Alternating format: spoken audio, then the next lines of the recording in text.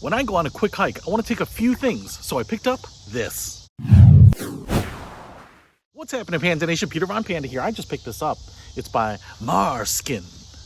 Not just any skin, Mars skin, you know, skin that you get on Mars. It's just a little tiny backpack, and I was just looking for something small and cheap. This is a 10-liter backpack, I think, capacity 10. It's pretty nondescript, and apparently you are allowed to use this outdoors. It seems like just a standard nylon. It's actually really light, which is kind of what I want. The straps here aren't very wide, and they're not super padded. There's just a little bit of padding in here, but 10 liters means you're not going to be carrying a lot of stuff. So you do get a little loop right here.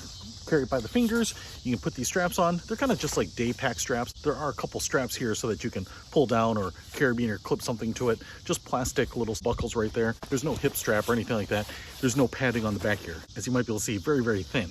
But what I wanted was just something that I could throw in a couple of bottles of water, especially when you're going on a really quick day hike, you know, something for a couple hours. You want to stay hydrated, but you don't want to take a full-on backpack, and you don't want a huge backpack that the water bottles are going to rattle around in, something that you're going to just hear them knocking.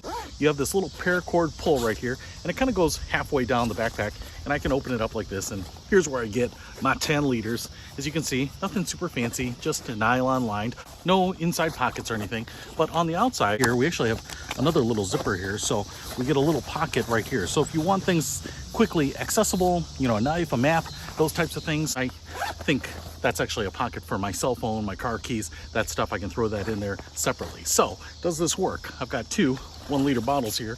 Just going to throw those in so you and a friend can have your liquids, keep you nice and hydrated.